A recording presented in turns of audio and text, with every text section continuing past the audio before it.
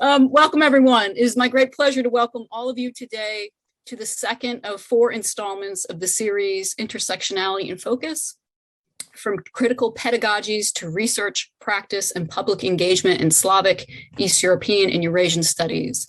My name is Meredith and I am an associate professor in the history department at SUNY Brockport in upstate New York. The focus of today's session centers around a discussion of challenges and creative practices in the classroom. I want to sincerely thank the Center for Russian, East European, and Eurasian Studies at the University of Pittsburgh, as well as the ASIS Committee for the Advocacy of Diversity and Inclusion for organizing this absolutely wonderful series and giving us all the opportunity to participate in such a critically important conversation. This especially is a distinct pleasure for me because given the grind of a routine semester, it does often not afford me the ability to really deeply reflect on classroom practices and strategies, especially with esteemed colleagues across academic disciplines in the field of Slavic, East European, and Eurasian studies. As someone who researches the intersection of US anti-Black violence and Soviet anti-racism, I think it is also important to briefly highlight that part of the impetus behind imperative initiatives like this one in the academy is the continued state-sanctioned violence and murder of African Americans of diverse abilities, socioeconomic positions, and gender and sexual identities to which families and organizers from across the United States and around the world have mobilized to make visible and end. This afternoon, I will briefly introduce each of our distinguished featured presenters, pose a few questions after the conclusion of their presentations, give them both a chance to respond, and then transition to what I hope will be a robust dialogue with you, our viewing audience. And the three of us invite not only questions from all of you, but also comments, remarks regarding your own use of intersectional pedagogies, the challenges you have encountered in the classroom, and the critical pedagogical tools that you have used to address them. So without any further ado, I will introduce our first presenter today, who is Anika Keinz, who is coming to us this evening from Berlin. Anika earned a Ph.D. in European Ethnology from Humboldt-University in Berlin. Her 2008 monograph, published in German, explores discourses surrounding gender and sexuality in post-socialist Poland. In her research and teaching, Anika is concerned with social and political transformation processes, pluralism, inequality studies, bodies and discourses of disbelonging, gender studies, and queer anthropology. She has taught at Humboldt-University, Warsaw University, and European University of Viadrina. She is currently working as an independent researcher. Anika, please take it away. Thank you very much, Meredith, for this friendly introduction. Good evening to you all. Thank you also very much for this invitation to the Challenges and Creative Practices in the Classroom webinar. I'm really excited about the opportunity to share my thoughts and methods with you, and I'm curious to hear about your ideas and experiences. I'm particularly grateful for this webinar because education is increasingly framed as a product for consumption, which makes the topic of the intersectional classroom ever more urgent. As a social anthropologist, I see the university as an institution, a social space, an ideal place with its own history and an open future. In this respect, the university is both an institution that reproduces power structures and relations of domination, such as racism, heteronormativity, and class relations, and it is a place of knowledge production and of critique. I can see you today, apart from Michael and Meredith, and we can't get into direct conversation, but I still would like to ask you, and if only as a question for reflection, what do you observe? Do you have the possibility to exchange ideas and practices about the intersectional classroom in your daily academic work? Are your efforts rewarded? Do you take the time to exchange your observations and experiences with colleagues? The term and idea of the university as formulated after Enlightenment saw the university as a place of thinking, of freedom, creativity, and innovation. And I believe this idea was one of Germany's biggest export hits. The university, however, is still an institution and a social space that is structured by diverse power relations. In Germany, in theory, and I don't know if you know that, university education is free and should be open to all, but it is still as a very class-specific space. Just last week, a big German newspaper, the Frankfurter Allgemeine Zeitung, featured that for every 100 children from non-academic families or first-generation students, about 21 start university. Of these 100, on average, only one does a doctorate. In contrast, out of 100 children from academic families, an average of 74 start a degree, and 10 of them do a doctorate. And the university in Germany is a very wide space. Black people and people of color are severely underrepresented as professors in higher education in Germany. A survey at a university in northern Germany in 2012 showed that every sixth student has experienced discrimination. Political scientist Ha says that the category ethnic origin was decisive in about half of the cases. A similar survey at another German university in 2013 came to the conclusion that 80% of the respondents showed anti-Muslim and 40% anti-Semitic attitudes. In brief, access to the university in Germany is still structured by racialized, gendered, and class-specific institutional discrimination. But let me give you first an overview of how my presentation is structured. First, I would like to tell you a little bit about the university where I taught and give you a general idea about the student body who attended my courses. This is important to me because there are probably some differences between American and German universities. For me, it would be interesting to consider what differences lead to different practices or even different debates. When we talk about the intersectional classroom, I think it is important to remember that each approach and all practices are set in a specific context and are shaped by our academic background and wider social and political proximities and realities. So secondly, I will tell you a little bit about myself. And then I will present some of my practices and exercises, again, against the background of structural and situational power relations and their intersections. Let's turn to my first point, the academic context where I am speaking from. As Meredith already said, I've taught at Humboldt-University, Berlin, at Warsaw University in Poland, and for the longest time at the European University Viatrina, a fairly small university with 3 faculties and 6,000 students located in Frankfurt-Oder, not Frankfurt-Main, and the Polish town Słubice at the Polish-German border. It is about 56 miles away from Berlin and 109 miles away from Poznan in Poland. Viatrina cooperates with Adam Mickiewicz University in Poznan, Poland in various study programs, a cooperation which makes Viatrina pretty unique. According to the university, students come from 90 different countries, but no distinction is made between international students who come to the university for 1 or 2 semesters and students who complete their studies there. Universities often praise themselves for their internationality or their diversity programs. At the same time, the intersectional perspective is often missing, discrimination overlooked. Some regular students come from Poland, most are from Germany with different ethnic origins or what in Germany is called migration background. And I only want to mention here that this term is critically debated in migration studies. However, it is a term that is widely used. Further regular students come from Ukraine, Belarus, and Russia. The university introduced a fast track, particularly for them. It is not uncommon for the students from these countries to be under 18. Hence, in Germany, they are considered minors. In brief, students are usually pretty diverse and come from a variety of social groups. They have different histories and backgrounds and different experiences with racism or other forms of discrimination, particularly with transphobia, homophobia, and sexism. Although the diversity among teachers at universities in Germany is constantly increasing, the diversity among students is much greater. We can only assume that students' experiences with various kinds of discrimination are much more pronounced than those of teachers.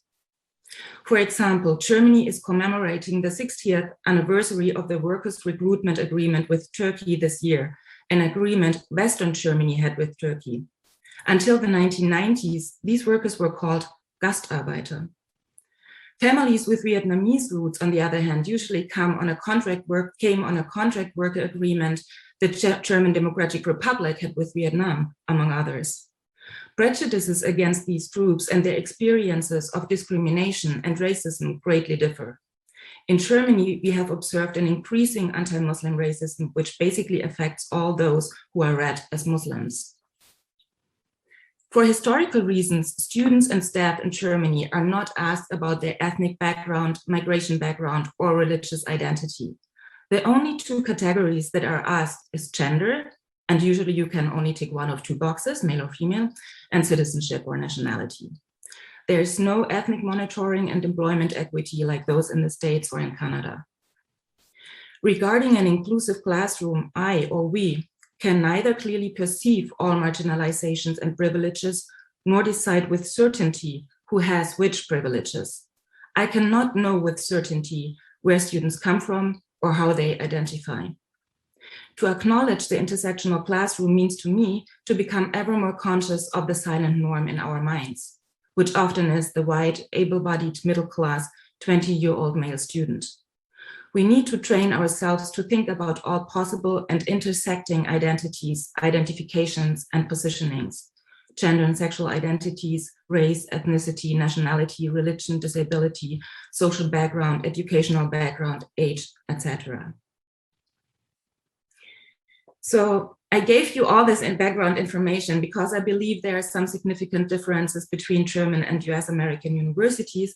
And if we talk about the intersectional classroom, I think it is important, as I already mentioned, to remember that each approach and all practices are situated in a specific context and informed by our scholarly background and further theoretical and political proximities and realities. So there are three positions or theoretical proximities which shape my thinking and my methods. Let me tell you briefly. So first, as you heard, I'm a social anthropologist and have done research on the democratization, Europeanization processes in Poland after 1989, with a particular lens on gender and sexual politics. From there, and looking back from Poland to Germany, I did research on the racialization of sexual politics in Germany and the construction of European bodies in broader terms. The courses I usually teach include issues such as power relations, inequality, and the interrogation of dichotomies. Second, I look at the neoliberalization of the university from a critical feminist perspective. And finally, I'm inspired by books such as by Bell Hooks, Teaching Critical Thinking and Teaching to Transgress, and Stacey Waite's Teaching Queer, Radical Possibilities for Writing and Knowing, and further, mostly German literature on feminist pedagogical and emancipatory methods and critical migration studies.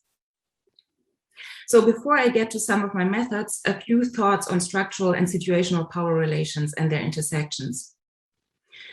The university as an institutional and social space is just as much structured by power inequalities as society is.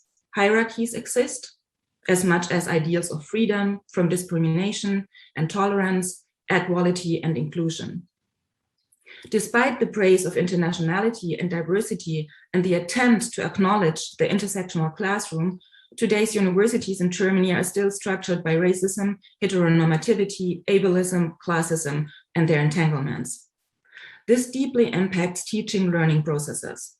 They influence the ways everybody thinks and acts, as well as the emotional experiences of everybody involved.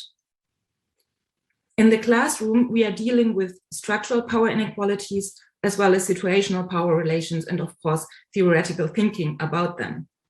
The aim is, on the one side, to prevent people from being marginalized, degraded, excluded, or hurt. However, we cannot assume that all students are already aware of power relations and conscious of discrimination. Acknowledging the intersectional classroom means acknowledging the power relations that structure society and permeate the university and the classroom space. Literally, nobody moves outside of these power relations, although for some bodies it is more risky than for others, and some bodies are made more aware of these structures and power imbalances than others. Simultaneously, there is no learning and speaking about racism, heteronormativity, misogyny, ableism, or classism that does not in part reproduce them. The challenge is to not turn a blind eye on such reproductions. The intersectional classroom makes intersectionality a topic. We cannot confront inclusion and exclusion without naming who is included and who is excluded. This means that boundaries and categorizations relevant to discrimination are always repeated. My colleague, Urmila Goel, points out something very important, which I think is increasingly difficult in the present time. To provide the opportunity for learning, we need to allow questions about power relations, even if these questions are likely to reproduce the power relations in the process. Moreover, as teachers, we need to be prepared for the fact that not all students will understand what is problematic about power relations. And because there is no space where power relations are not reproduced, we need to develop pedagogical ways of dealing with them. A first step here is to create a space where it is possible for students to address power relations, inequality, and inequity. And in the following, I will talk about 3 practices that help me to create such a space. One, and I call that before the class starts, whose stories and lives are represented. My methods and practices are often closely linked to the course I am teaching. Some things, however, apply to every course, and that is the question, whose stories and lives are represented. I remember a student telling me after the bachelor exam, when I first came to the university, I had the experience that I did not feature there. The university did not tell me about me. I simply did not exist. I didn't exist on the reading list and syllabi.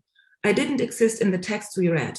My stories did not appear. My perspectives were not represented. Questions I asked myself and wanted to discuss didn't come up or were uninteresting to others. Another student told me, I attended a course on cultural theories, more specifically an introductory course in cultural theories. On the reading list, there was only one female scholar, namely Judith Butler. I could not believe it. I talked to the professor and he replied that it just happens that female scholars' contribution to cultural theories were not that essential. This experience was one reason for me to engage in the Students' Council. These 2 statements speak of different experiences. The former student talks about their experience as a German student of color and the absence of their experience. The latter student notices the androcentric syllabus and the conviction of the male professor that female cultural theoreticians have not made any significant contribution to cultural theory. I mean, think about it. Feminist critique has long discussed the silent norm and introduced standpoint epistemology, strong objectivity, self-reflexivity, and the demand to scrutinize one's own thinking carefully.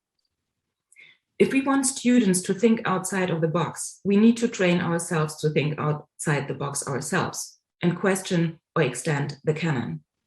I sometimes ask my students to try to become more perceptible to their unthought categories of thought, after Bourdieu. One student then rightly asked how we could possibly become aware of something that we unconsciously think or do. Stacey Wade offers with reference to Amy Winans an answer to the question, how to think the unthinkable. She writes, quote, the term suggests that there are things that for each of us are unthinkable, but quite ironically to what we think we are able to think, we can think of those things that are unthinkable if we ask ourselves to do so. End of quote. As an exercise, I ask my students to think about who they don't think of or who has been invisible to them so far in the university. I ask them to make a list of several areas that they don't usually think of when they think of the university. They should choose one area or activity and think about who is doing that work and what might be part of that person's task and activities. What would they ask a person in this position to find out about their everyday work at the university as an institution? So 2, creating a Dressful atmosphere, the first hours. For me, the intersectional seminar space is a space full of possibilities. And I would like to think of it with bell hooks as the most radical space in academia. It is my task to mobilize these possibilities and to challenge the students to think about their own positions.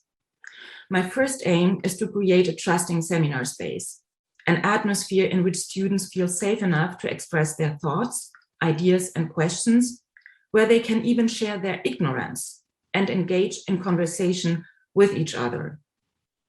In order to have that happen, the first hours are important to me to set the tone and atmosphere of the course.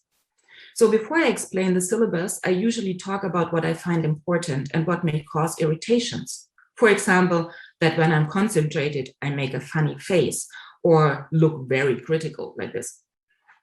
I tell them, the students, to look out for each other and reflect their own classroom behavior and participation. Are they talkers or listeners? I ask the talkers to reflect whether they always need to say something. And I tell the listeners that attentiveness is a form of participation. I also remind the students that I might overlook somebody raising their hand and that I am grateful if they tell me when that happens. A quick note on raising hands, because I don't know if this is still in use in the States. I sometimes have had seminars with 60 or 70 students. In such seminars, I ask students to raise their hands before speaking, and I call them up and moderate. So why is that? If I were to keep it the way I do in smaller courses, that everyone can just speak when they have something to say, then most probably it would amount to the same people always speaking. Those who are brave, those who are quick, those who always think they have something interesting to say. So therefore, there is still what might sound a bit old-fashioned, sometimes the need to raise the hands before speaking and getting called up. So before I go on setting further communication policies, I ask the students to get together in groups of 4 and talk about what they find important and what they need to put down as classroom policy in order to create a Dressful class base. Talking to each other about what they find important and later sharing their thoughts and ideas in the plenary makes them aware that everyone in the room is involved and co-responsible for what happens in the classroom. If the seminar is very crowded, I make a quick game. I ask the students to stand up and build a queue according to the months they were born in. Making bodies move and talk to each other, however briefly, to find their right spot, loosens the tense atmosphere and possibly tense bodies that are often still strangers to each other. I then assign a compass direction to each corner of the room and ask them to go to the corner where they consider coming from. East, west, south, or north. When everyone found their respective corner, I asked them to discuss with their fellow students which map they had in mind when retreating to their corner. The city map, the country map, the map of Europe, a world map. I asked them to talk about the notions linked to these 4 seemingly neutral directions. Then we come back together and collect what they have shared with each other. This practice is to stimulate their reflection and draw their attention to shifting positions and shifting identities, and to possibly think about the concepts that inform their positioning and their identifications. In another exercise that I do if the course is not hopelessly overcrowded, I ask the students to get together in pairs of 2 and tell each other their stories. I give them a few questions to help them get started, such as, why are you here at this university and in this seminar? How did you imagine university to be before you got here? What images of university did you have in your mind, and what fed these images? Was it movies, novels, or family stories? Do you remember your first day? How did you perceive the campus, the fellow students, the teachers, the seminar situation? What considerations were the basis of your application to and decision for this university? Did the decision to study here make a move necessary? This practice allows students to share stories and learn about each other. After coming back to the plenary, I asked them to pick 1 or 2 things they've heard and learned about each other and tell it to the class. Most of the time, students don't know each other. Some are shy, some are fearful. Usually only a few are confident. Some are talkers, some are listeners. The practice leads them toward each other and helps them to understand that most people share anxieties and are vulnerable. Maybe you are using already similar practices, and I would be curious to hear about them. So now I go very quickly on into collaborative participation. So the way I try to encourage dialogue and exchange, for instance, by co-moderation and presentation. There are end of class options or beginning of class options, either listening or reflecting. The listener, for instance, takes a few minutes to tell what they heard in class at the end of the lesson. The reflector introduces and comments on the recommended reading at the beginning of the next class. And I usually ask students to get together in pairs and discuss a text via email, for instance, and then recap in the beginning of the session what they discussed and prepare a question for all. So half through the semester, I ask groups sometimes to present an imaginary reading list or an annotated bibliography. What would they suggest? What is missing on the reading list in the syllabus? So with these various practices, I aim to create an atmosphere in the seminar room that encourages participation and makes dissent and mistakes possible. I mean, particularly the collaborative participation, but also these little games and exercises can be for some students difficult, particularly for students who identify with neoliberal values such as individual achievement and competition. Both values I personally find unhelpful in the classroom and therefore do not encourage. Those students may resist or even reject the suggested practices or complain to me about the course or even bring microaggressions into the classroom. So in fact, such opposition or rejection can make also early career staff particularly vulnerable. I would be interested to learn how you cope with resistance or rejection, or if you ever experienced that. So my last point is the principle of fault-friendliness, or creating an atmosphere that allows dissent and mistakes to happen. As I said earlier, the seminar space is always permeated by structural and situational power relations. I therefore propose first that we as teachers accept that the seminar room is not a safe space, although that seems to be very popular.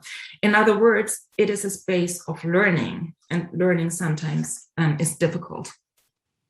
My colleague Urmila Guel from Humboldt-University adopts the principle of fault-friendliness from Paul Metzgerel, and I will briefly introduce you to what they mean by it.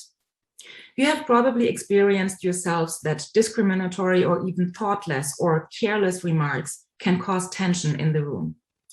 The principle of fault-friendliness aims to create a learning context in which it is ensured that problematic statements and actions do not have irreversible, hurtful, discriminatory, or marginalizing consequences. According to Guel, fault-friendliness does not mean that all actions and statements are considered justified and remain without consequences. On the contrary, the concept of fault-friendliness means that no one is perfect and no one is required to be. However, this does not mean that no one is held accountable for their actions or words. Guel emphasizes that we need to make sure that those who have been excluded or marginalized by the reproduction of power relations are not left alone. They need to experience that these reproductions are addressed and dealt with without making them the center of attention. At the same time, fault-friendliness asks us to discuss such reproductions in ways that enable those who do not understand why power relations are problematic or why their statements are problematic to learn. We need to discuss the consequences that come with the reproduction of power relations and how they can possibly be avoided in the future. This, of course, poses great challenges for us, for the teachers, especially in Germany, where perfectionism is the rule and not the exception, and mistakes are usually reprimanded. That is why a fault-friendly atmosphere needs to be actively created in the classroom. Guel writes, "Everyone must be relieved from having to be perfect. Only when we do not expect ourselves or others to be perfect, we can deal successfully with our own share in the reproduction of power relations. Only then it is possible to not primarily hear an accusation, for example, you're a racist, and to reflexively reject it. Only then it is possible to deal with one's own structural entanglements in power relations and the resulting unwanted reproductions. Finally, it is important that only actions and statements are classified as problematic and not the person themselves. It is absolutely crucial, though, to keep the promise to address and discuss the reproduction of power relations when it occurs. Particularly those who are marginalized or violated by these reproductions need to be assured that consequences will follow. Only then they themselves can develop fault-friendliness. The need to recognize and react to such situations places great demands on us, on the teachers.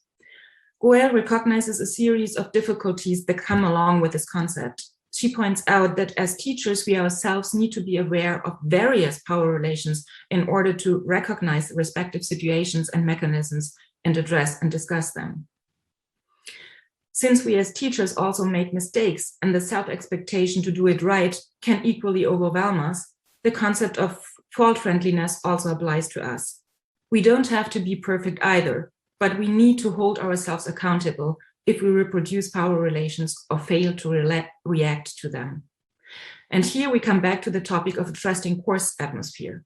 We learn whether this has been successful when students point out to us that we reproduce power relations or have acted in a discriminatory way. So I would be interested to learn from you, and I just say a few questions for reflection. Which tools do you use to make the classroom a fault-friendly space? Have you ever felt overwhelmed by your own expectations? How do you create space-time in the seminar for negotiating seminar policies? And what opportunities do you have to accommodate individual learning and participation needs? Thank you very much, and I'm looking forward to Michael's presentation and to our discussion. Thank you so much, Anika. You've given us so much to think about and talk about, which I look forward to doing so after Michael's presentation. So of course, it gives me great pleasure now to introduce our next esteemed presenter, Michael Kunichika, who is an associate professor of Russian and the director of the Center for Russian Culture at Amherst College. He is the author of the 2015 monograph, Our Native Antiquity, Archaeology and Aesthetics in the Culture of Russian Modernism. Michael's research interests include 20th century Russian and Soviet literature, pursuing interdisciplinary approaches to Russian and Soviet literary and visual culture, and exploring what links cultural production to the disciplines of archaeology, anthropology, and ethnography. Michael, I look forward to hearing what you have to share with us today. Thank you very much, Meredith. First, I want to thank the organizers for a really great honor to participate in this, and as well as and to do so with both Monica and Meredith, and in particular Meredith, whose work I think has been really central in helping me think through various aspects of what I'll be discussing today. And I thought I would begin really actually quickly with responding to a few things that Anika's presentation prompted me to think about, simply because I hadn't actually really been fully grappling with the question about intersectionality as a matter of the space of the classroom. I've been thinking or really of pedagogy, and I've been thinking about it in terms of sort of syllabus design, as well as, and in certain other ways. But her work really prompted me to think about the fact that I really need to think about that much more than I am currently, but also to highlight certain kinds of features of what intersectionality has meant here teaching at Amherst College, which this year for the very first time will have more students of color. So more than 50% of the student body are students of color. And I think teaching sort of here is a kind of both it's certainly an extraordinary privilege, but also it requires being constantly alive to the different kinds of differences or the kinds of differences that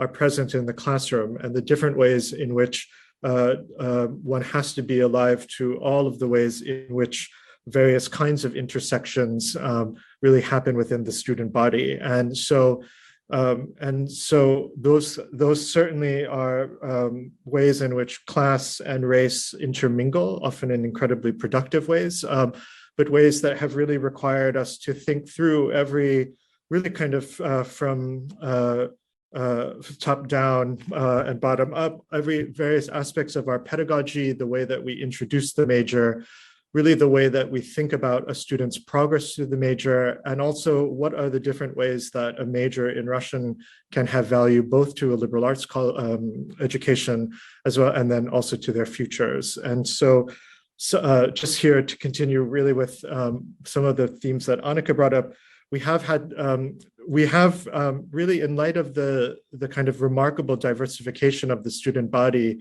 tried to take a much more intentional approach to thinking about articulating the different pathways through a major, really going by sitting down with many of the students and working through different possibilities for them. We have thought about elaborating really explicitly on the departmental website those particular pathways, and that has become actually much beyond. It's not just really Russian, it's really every major at the college is thinking about how really articulating both the sort of learning goals as well as how one progresses through a major are really essential to breaking down certain kinds of barriers, often just informational, that we are finding are really can be challenges to the students. We've also tried to take a much more intentional approach to involving them in research and really foregrounding the value and centrality of research to both their lives here at the college and beyond. And we've done so not only by involving them, say, in every aspect of exhibition planning, but also in ways of collection development. And then recently at a summer institute for first generation low income students that focused entirely on the question of research or excuse me, to try to develop different skills around research. And it was organized really around the topic of inequality. And so that topic brought together 4 different professors representing 4 disciplines. So economics, American studies, law, and jurisprudence, and myself as both as a professor of Russian, but also as a professor of literature and cinema, to think about for my particular week the different ways that different writers and directors have represented inequality on screen. And so that speaks really to one point that Anika made, which was really about whether students see themselves represented in a curriculum. And that is the kind of the segue that I'd like to take about thinking about my own presentation today. So I wanted to really focus on a particular course that I teach here at the college called Russia and the Representation of Race, and to think about, or to use that class as a way of thinking about how I've been trying to design courses with the question of intersectionality in mind. And one of the ways that I guess I'd like to think about intersectionality today, or try to do so in the course, is to think about intersectionality sort of historically, to think about it as a matter of literary and cultural history, to think about it in terms of really one writer reading another writer, in this particular case that I'll turn to, Ralph Ellison reading Fyodor Dostoevsky. And I've tried to do so, I think, for a couple of reasons. One is a basic way of trying to situate Russia within a kind of a center of concerns of which Russian studies may not always seem readily available to students who are not, let's say, focused on the international or focused internationally, or focused really sometimes even historically. And so I've designed this course really to think and to reconstruct for students all of the different ways in which Russia served as a kind of mirror for minority or BIPOC writers, both primarily in the United States, occasionally in Europe, as a mirror by which they could think or see their own experiences refracted or partially reflected, and the ways in which those particular Russian texts served as a kind of formal model by which they could articulate their experiences.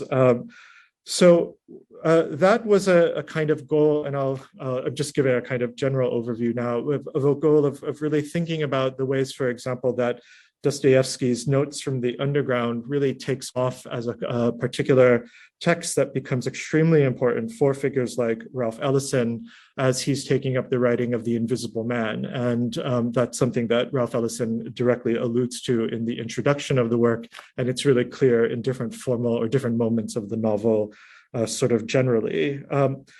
But another way and another approach was to really, and here I'm really mindful of the way that Meredith began, and to think about how teaching a kind of course like this within the specter of anti-Black violence, racism, as well as the kind of ways in which what's happening to critical race theory and the way that it is clearly triggering various conservatives in the United States, as ways of thinking about what are the ways that the Russian literary canon or even non-canonical works can really provide and readily provide texts that help us think actually about difference, about representation, about all of the ways in which different kinds of characters and people are transected by a whole array of forces and powers. And I have purposely designed the class to include figures like Pushkin and Dostoevsky, in part to sort of anticipate one approach or one kind of critique of this kind of teaching, which is often, well, what does it do to the literary canon? And instead, as if somehow attending to certain questions means the displacement of other kinds of cultural or literary authorities. And one of the things that I think is remarkably striking about, well, certainly about any canon, to be frank, but certainly about Russian, is the ways in which it so frequently has to engage these sorts of questions of difference. And so I'd like to sort of talk about that a bit more. But first, I wanted to share a screen and to first go to this question about sort of history and intersectionality and the ways in which that could be sort of taught. So I'm just going to show a couple of slides. One of the things certainly that Meredith's work in particular, as well as the work of various other scholars recently, has been helping us to reconstruct and to focus on the ways in which Black Americans, everyone from W.E.B. Du Bois to Langston Hughes to Claude McKay, actually went to the Soviet Union, saw the Soviet Union as a possible refuge or alternative to the racism that they confronted in the United States.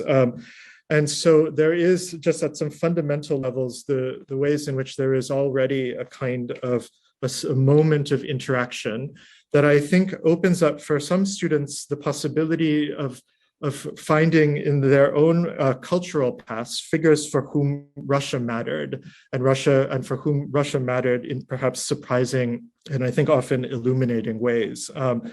And so I sort of begin the class in this particular way, simply to remind, I think, the various students in my class that both that minorities in the United States often did look elsewhere. And so in an attempt to sort of counter maybe a possible myopia in the ways in which we think about intersectionality in purely national terms, to really think about this in broader kinds of transnational frameworks and transnational histories. And so works that have been central, I think, for that are works by, for example, Meredith, but also even Vladimir Alexandrov's The Black Russian, which is a fantastic text for multiple reasons. One is that it certainly tells the remarkable story, or it tells a remarkable story, but it also serves as a great way of introducing students to some of the basic contours of American and Russian history. And so given one of the things that Anika points out of, how do you anticipate some of the needs of the students, it's a wonderful text, I think, that provides a great way of really sketching out or limning the essential sorts of developments of Russian history, and then also seeing a figure who moves through all of these different sorts of histories, whose life is really set into motion by the force of those historical events. And so really as a kind of initial moment of what sometimes intersectionality encourages us to do when we think about the human, again, to see the human as a zone in which different kinds of powers, different kinds of forces are transected and being contested.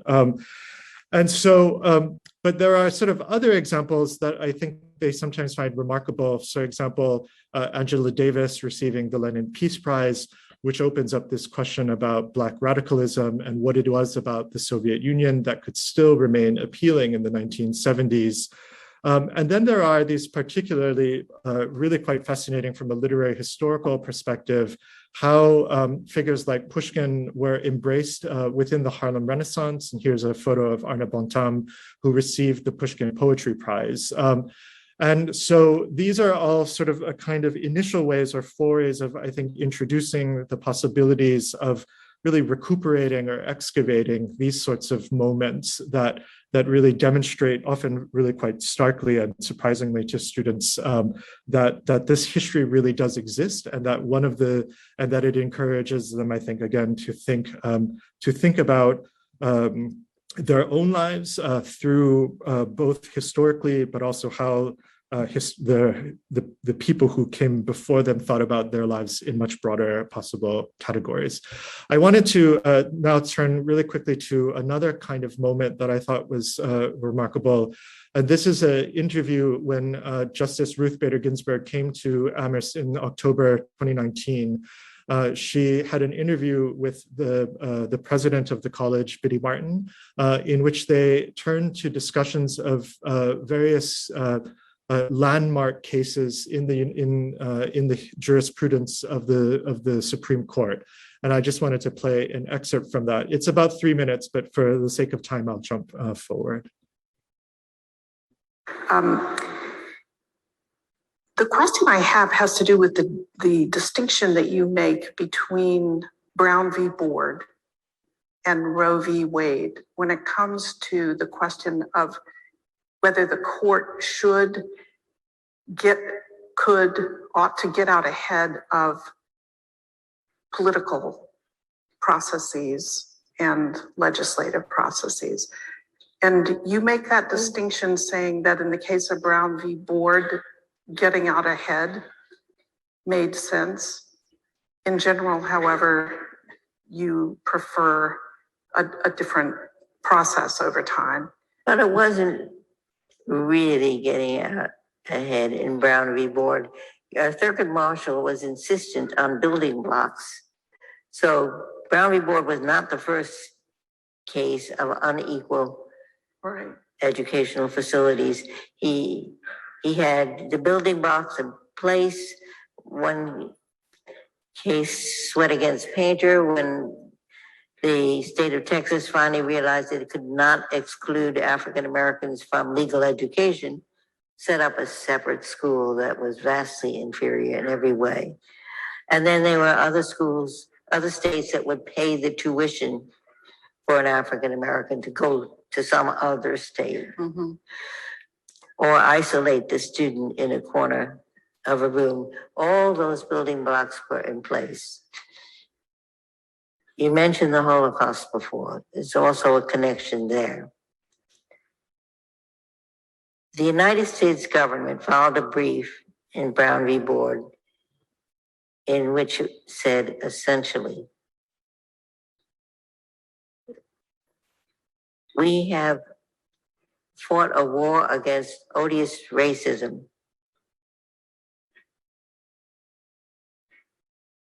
And the attempt to annihilate all the Jews in Europe. And yet, until the very end of World War II, our own troops were rigidly separated by race. And now, the then Soviet Union is holding up the United States as a negative example all over the world, saying essentially, there is apartheid in America. Please, Supreme Court, take that instrument away from the Soviet Union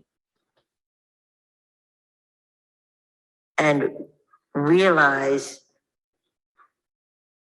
the principle that was established in the Holocaust, that odious discrimination on the basis of a racial identity is not compatible with any constitution that provides for the equal protection of the laws.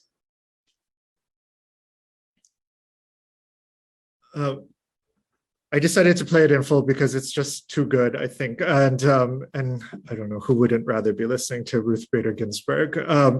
So one of the things that that I thought was, I mean, for many reasons, this is really remarkable, but one is that it serves as a kind of reminder, one of certainly a time in which America cared what other people thought of it, but also that that it really speaks to the particularly central and historical role that that the Soviet Union and its propaganda played in or had an impact on American domestic policy.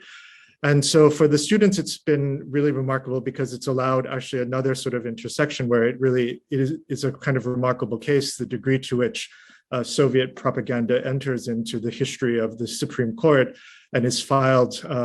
And here I'll just point to, this is the amicus brief that the United States Attorney General files in support of overturning a ruling or getting rid of segregation in the United States. And it really singles out this sort of ways in which, so he says, right, for example, Soviet spokesmen regularly exploit this situation in propaganda against the United States, both within the United Nations and then through radio attacks. And so it's a kind of remarkable moment in which I think they can begin to see the interaction of the two countries and why certain kinds of particular propagandistic or artistic forms really come to matter. And one of the ways that we've been doing, we'll be doing this this semester, is by showing Yevgeny Fix's show the Wayland Rudd collection. A volume is about to appear in that, to which Meredith has also contributed. And then also to bring many of the posters to the Russian Center here for the students to view. So if that really speaks to one of the sort of ways in which I think intersectionality can be recuperated as a kind of matter of history and the matter of the ways in which we can see this constant sort of interaction. Some of the other ways are really just to help the students think broadly about how Russia is a place that is continually engaging questions about diversity, certainly the conflict between ethnic nationalities and the management really of a diverse empire. And so in that particular regard, it has it's first on the one hand a great way really to think about the drawing on a broad array of sources that can become relevant to this kind of class, to think about the different kinds of questions about who were the peoples that were represented, how was knowledge produced about them. And so in that particular mode, I think something either like a Francine Hirsch Empire of Nations or Terry Martin's The Affirmative Action Empire have been extremely interesting to the students as ways really of thinking about the questions of representation, ethnography, and aesthetics. But then also for a class that is really central to something like film and literary and media studies, which is the departments in which I teach, really thinking about this particular line from Marx's The 18th Brumaire, they cannot represent themselves, they must be represented, which is really also the quote that opens Edward Said's Orientalism. And so it's really thinking about how the different ways about these stories of representation and questions about the questions of power really as it applies to representation generally. And so within that particular regard, I think it's been striking to really walk through the different sorts of ways in which this critique of the forms of the ways by which national ethnicities had been represented before the revolution, and then again becomes a topic of essential concern in the 1920s, is another way really of foregrounding, I think, a sort of historical moment in which we think really through the critique of representation and who gets to be represented really and how. And so that can range anything from children's books for this Narodi SSSR to even sorts of stories like Red Children in the Wide World. And so how in such a wide variety of cultural production, we see these basic questions. And it can also range into lots of different sorts of national minorities. And so here's, for example, the era of Chinggis Khan, which is a great text really to think about racism in the 1920s, precisely the kind of racism that somebody like Waylon Rudd is facing, but also for that, certainly the better film would be Circus, but this is another great film really to think about questions about race panic or the representation of race generally. And so the last one is not, I'll just stop sharing. The last section I'll talk about in my 2 minutes is one of the other sorts of dyads really is thinking about the relationship of a text sort of like, for example, Notes from the Underground and Ralph Ellison's The Invisible Man. And one of the students in my class 2 weeks ago when we started reading Notes from the Underground said, why are we reading this? It has nothing to do with a minority.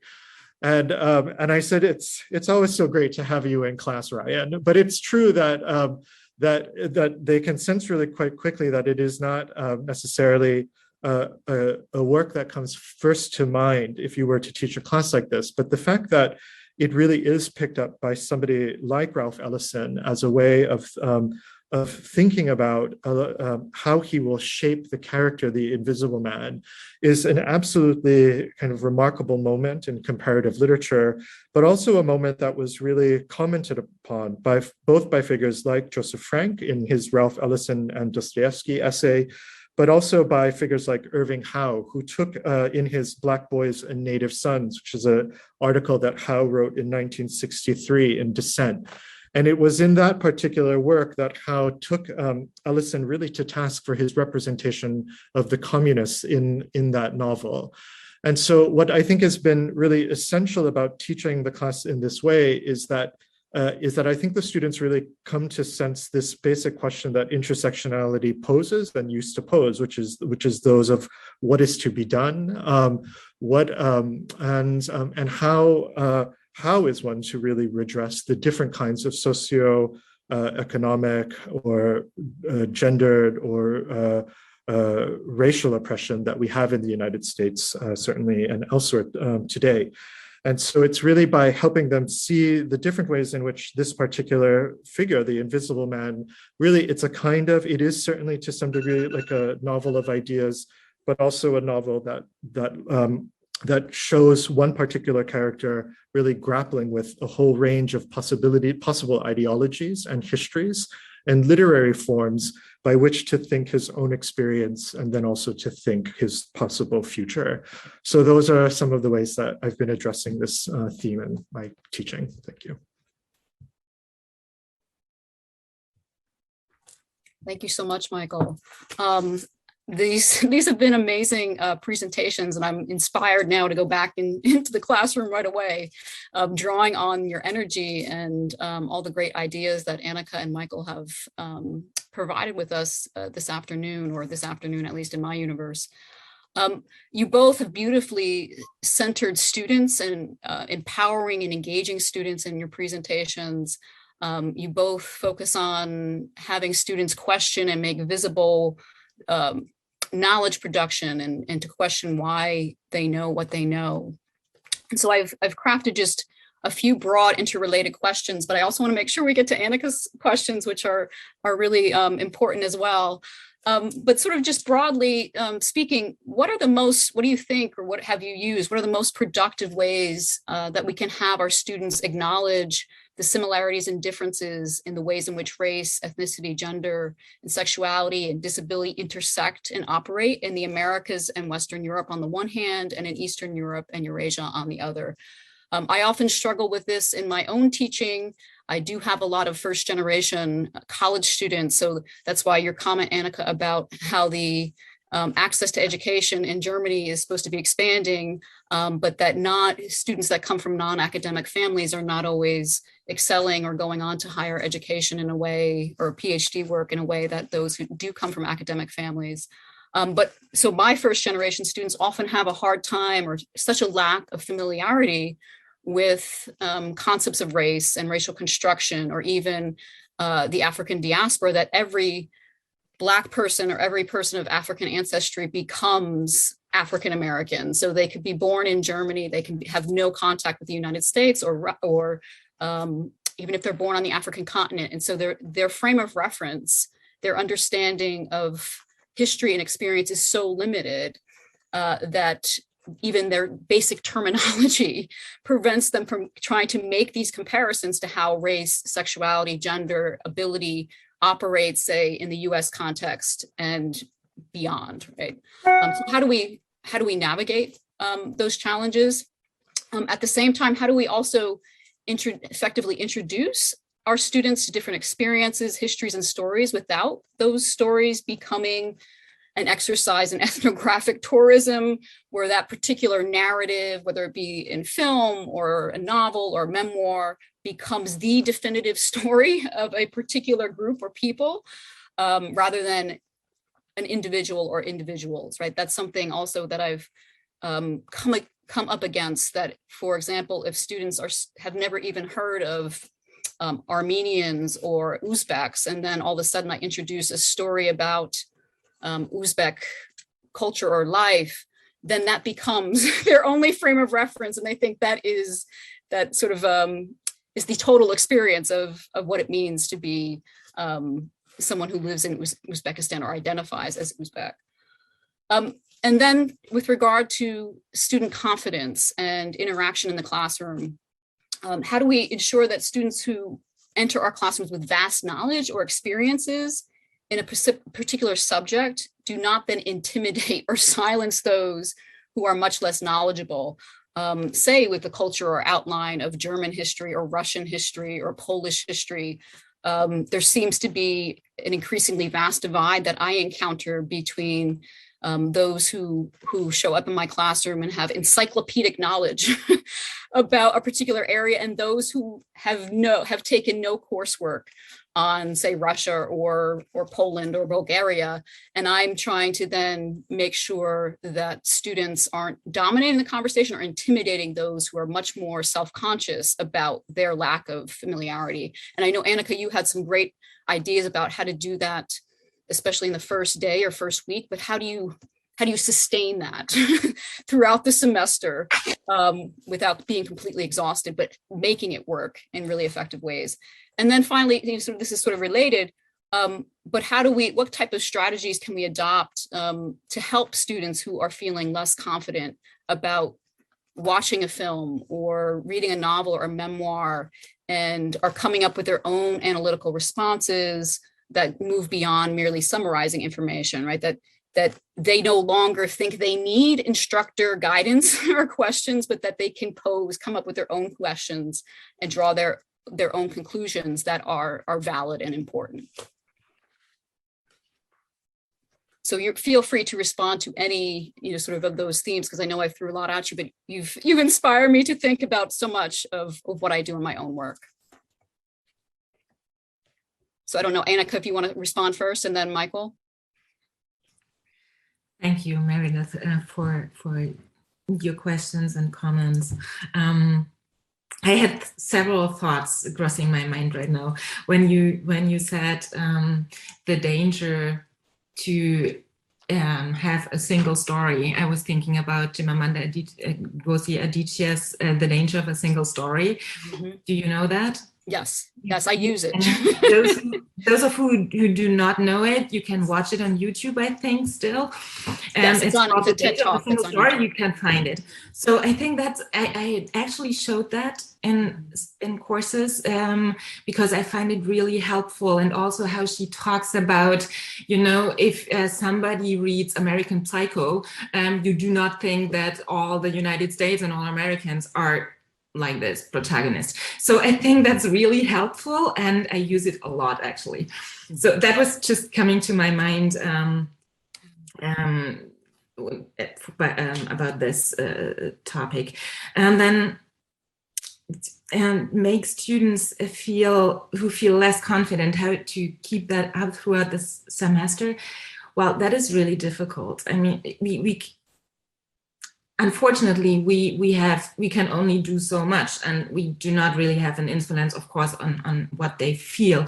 But I think what really helps is, I did that in several courses, that I ask students to have this email practice, that they engage with each other, because most of the time they don't have time to meet, in actual, not only during pandemic times, and discuss a text just on a very on a lower level, not on a level with high aspirations and expectations of one each other, and then come together and exchange again. And of course, if there is such a gap between students, maybe there's a possibility to build pairs that can actually help each other.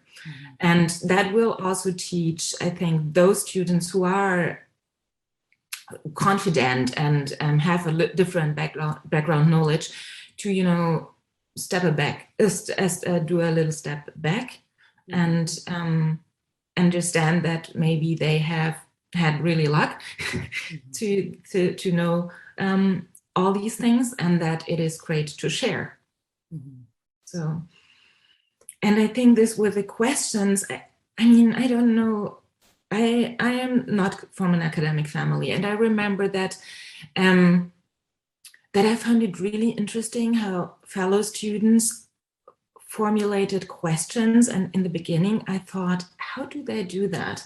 So, and I think that is why I find it so important that attentiveness is a form of participation, and that to encourage students that they can at first be maybe just attentive and listen, and then slowly gain trust about their own thoughts, because we have a lot of doubts. I mean, everybody has doubts about their own thoughts, and we need to encourage ourselves and others to formulate them.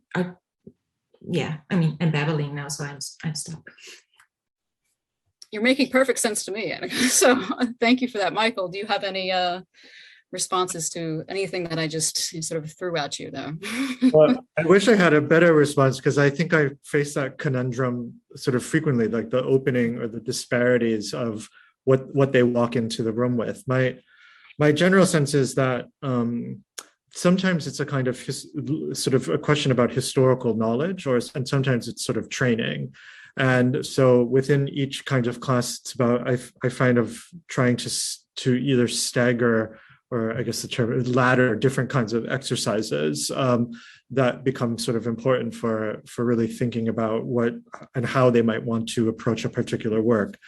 And sometimes even within that, there's a kind of a way that I think has been important. So for example, using Stuart Hall as the kind of entry point for cultural analysis is actually really important for some of the students to see that a kind of critical Marxist tradition, as it intersected with race, really emerges in kind of the 1980s in parallel with thinking about intersectionality. And so in effect forms sometimes the conceptual or disciplinary foundation of some of their own interests. And so I try to sometimes do it that way, which is to say, yeah, this is your first time seeing this, but this can also help enrich your sense of your own discipline or your interests. So that's sometimes what I do. And I think also we tend to hope that we can do it all in one class. And I think sometimes it's also about how do we stagger things across an array of classes, but then it really requires concerted effort throughout a whole department to take some of this up. But it's interesting. I used to not have them read the introductions to novels, but now I've signed it. And I used to think that they should just immediately grapple with the formal nature of the text, and I just no longer see that as being totally productive. It just causes so much anxiety not to have that background. Okay, great. Yep. Thank you. I want to invite anyone among our audience who wants to type questions into the chat for our esteemed panelists. And while hopefully we do sort of gain some questions from all of you, I want to address one of the questions that Anika posed about the frequency of conversations that we have in the academy on a regular basis of this nature about intersectional strategies for teaching and course design. How often are we having these conversations? How much are they sort of appreciated by administrators and our fellow colleagues, right? I think that's one of the greatest challenges that we face in my university is getting those on board to even want to have those conversations, right? There's usually a core group of us who are interested in having productive conversations about teaching strategies and making our class, or sort of recognizing intersectional teaching practices and strategies. But there's a bulk of the college community who see no value in that and want to continue to do things the way they do them and hide sometime behind a facade of academic freedom.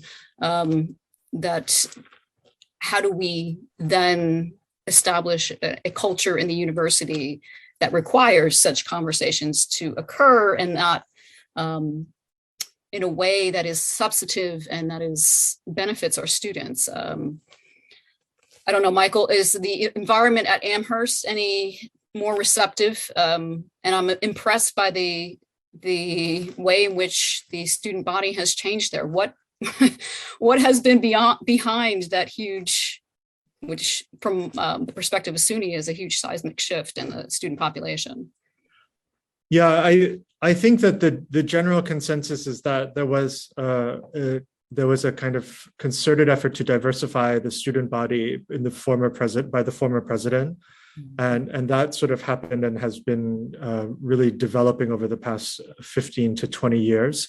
But one of the things that was clear was that the infrastructure of really helping this new cohort of students and the kinds of the differences that they would bring to the college, where those structures were not in place. And so it has really become a kind of systematic effort. I think some of the students who are certainly rightfully impatient with our ability to move quick enough to address this see it sometimes really critically as where it's a smokescreen, for that we're not doing enough. That I think we do hear pretty frequently.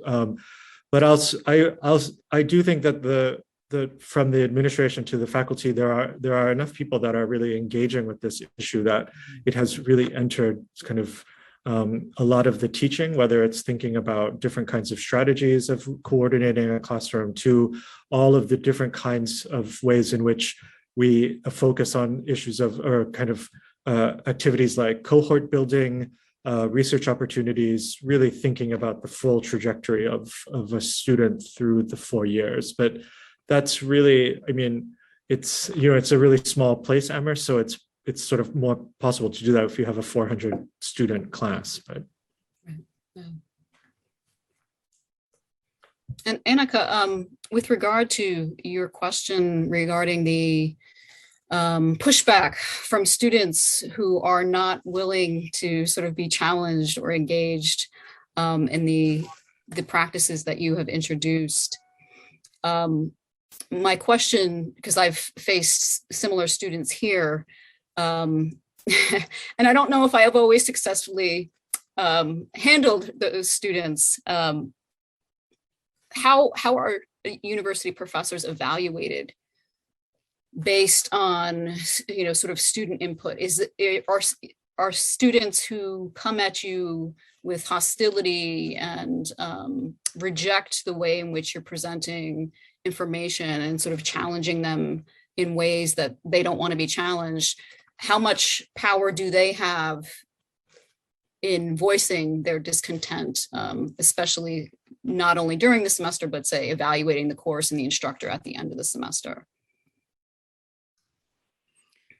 Well, there are evaluations, but for the teacher, anonymous, I don't really think that they play that much of a role, actually, and they don't have that much meaning. It's more personally that how serious you take what students tell about that.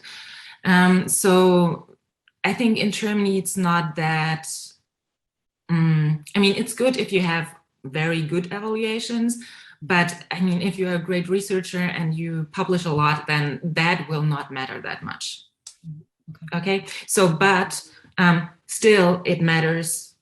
Maybe for me, I mean, personally. Sure. So, but that was not your question, so I think. So, yeah, right? Well, I mean, but how harmful it is for a career, because I mentioned that it can be harmful. I think it can be particularly harmful if you take it to your heart. But I don't think actually teaching is that highly regarded and that important, even though they have introduced all these teaching evaluations. But I think that's more, you know, it's not that important. Okay. I certainly, Michael, have you gotten any pushback with regard to students coming into your classroom who want like a real Russian literature course or a sort of a real Russian culture course rather than sort of this intersectional approach and perspective? And if so, how have you dealt with it? There's no real pushback. I think well, just to go back to one of your earlier questions, like in intersectionality and interdisciplinarity in any classes can be really challenging just because you have to cover so many different ways of approaches. So I think sometimes the pushback is there's no like pushback about what the underlying sort of philosophy is, but definitely I've had to like constantly think about how to prepare students for all of these different kinds of ways that we'll approach different material. But we still offer, like I still teach a whole monograph class on Gogol. We have a third-year Russian class that reads Russian literature in the original. There's a whole class on Dostoevsky and Tolstoy. You know, there's another one on Tolstoy. So it's not like this is sort of one class in an array of classes, but I think even there we're trying to think of the ways in which we can address, you know, in the ways in which I think now it's almost reflexive for many people to address questions of gender, and now to also think about race and class. And, you know, talking about class in a Russian literature course is not that difficult. And that's like it's sort of easy to do that there. Yeah. Oh, absolutely. Yeah. I want to have us address, there's a question in the chat for Anika. It says, Anika said that seminars are not supposed to be a safe space, but a place of learning. How would you hold a group discussion among students who are majority white when a minority student asks a question about their culture that makes the majority feel uncomfortable, especially if that student is curious about a text they've seen and want to know more about it?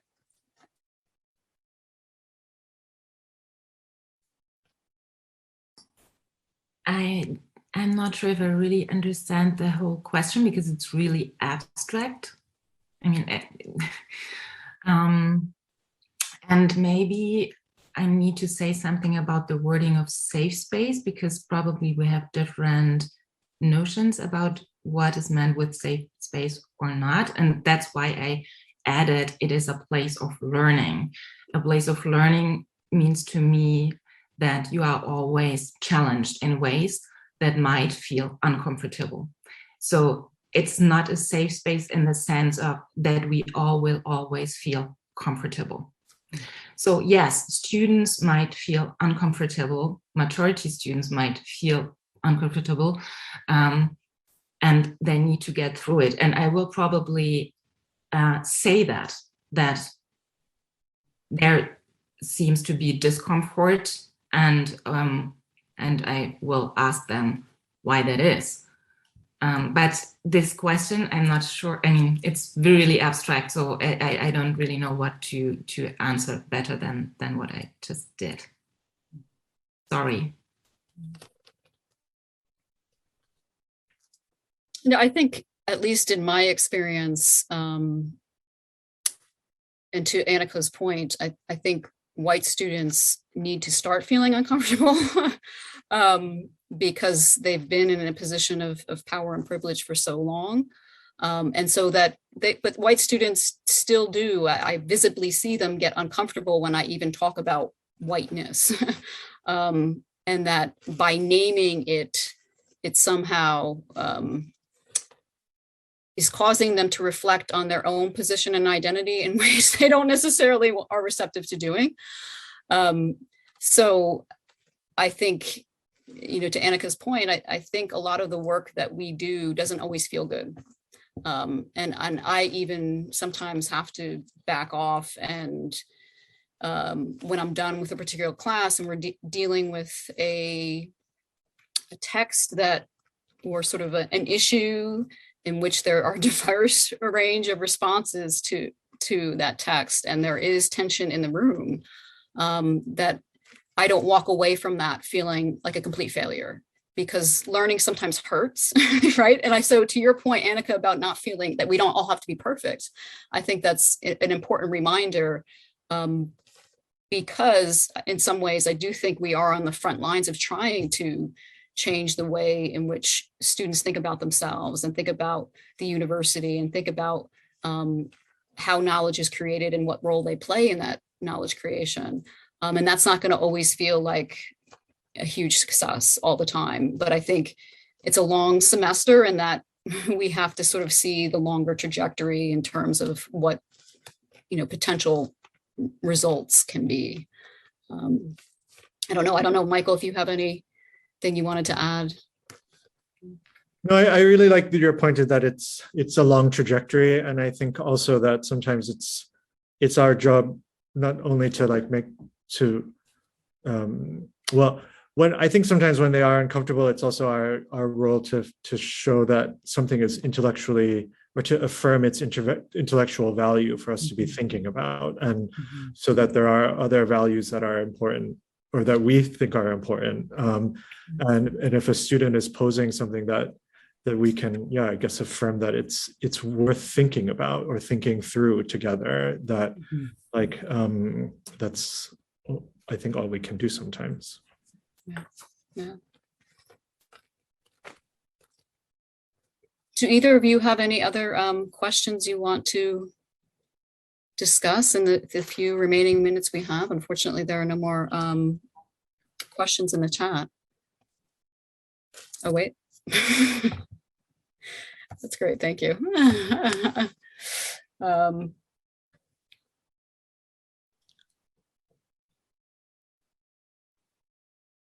Anika, I'm really intrigued by a lot of the concrete suggestions you had for sort of establishing this atmosphere where everyone feels validated and included.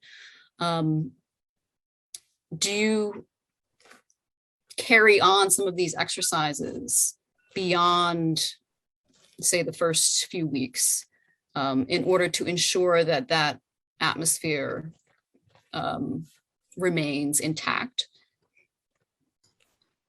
Well, not exactly how I do that in the first hours, but I try to incorporate participatory exercises and practices for the students, and I think that helps. And I was just thinking when Michael mentioned Stuart Hall, I think for me, it was really helpful, the book Representations, because they are really great suggestions for teachers, I mean, for educators, really. And then also, again, to your thought about how to make students who feel less confident, more confident. I remember that in one course, it came up again and again. And so I decided to switch to Didier Erimbon's book, Return to Reims. Do you know that? No, I don't. The sociologist, and he wrote a sort of biography about social shame as a gay person in France, coming from the working class, but it's also about the development in France, the developments, the political developments, and how the working class does not anymore vote socialist, but gets more right populist. So, but in this book, there's a passage where he writes about learning to read. And I mean, not learning to read in first grade, but that he went to university and he had the feeling that he needs to learn to read. And I think this is one of the really great paragraphs in this book that can, if you read it together in the class, show students that there's a sociologist an author who writes books, who is quite popular in Europe, I think in the States as well. And he writes about this, how you feel coming from this background and having these comparisons with all these very intellectually thinking, same age people. So that was one way that really helped, I think. Yeah, it sounds like a great idea, a great text. And Michael, just one more question regarding your course. Is Angela Davis the only sort of Black female representation that you engage with in terms of whether written, whether visual? Because that's something I've struggled with in terms of introducing my students in my Soviet history classes to sort of the interaction with the African American diaspora, and even African diaspora, and it's so male centered. So do you have any sort of ways of integrating female voices into the course at all? Suggestions for me? Well, it's really, I have a student who asked me that precise question, like, is there anybody else? And then she took it, she spent her summer actually researching what could be found out about Black women in the Soviet Union, and is working now on trying to compile a list of everything that's possible. And one of the things that she wrote her paper on was the sort of the Black nurse in circus, and sort of that figure of silence. So the whole paper was really about a kind of presence that remained silent, and some things and trying to figure out what other history could be told. But I haven't come across really anything. And I mean, we have a few names that I can send them to, but we're still trying to look for certain kinds of memoirs. I know some minor people, not minor, but sort of Jay Leder, the great film historian, his wife was African and Chinese, and she wrote a memoir. But it takes it's been a really challenging task to find what those sources are. Right. Yeah. Yeah. The way I've tried to deal with it is by assigning either the whole or parts of Yelena Hengist soul to soul, because at least, and students do, that's one of the things they are successfully able to analyze in ways, because I think her writing is so accessible, and because she is able to sort of intersect and compare the Russian experience or the Soviet experience with the American one. So those complexities seem to be much more manageable for them. But I also use Eric McDuffie's work sometimes on Louise Thompson Patterson as well. But, yeah. Well, we're running up against time. So unless anyone has any other thoughts or questions, I want to thank Anika and Michael. Thank you so much. I have learned so much, and I am not exaggerating when I say I'm inspired now to sort of go back in the classroom and incorporate some of these strategies and techniques and suggestions that you both have presented us with. Many thanks to you both. It's been an absolute pleasure.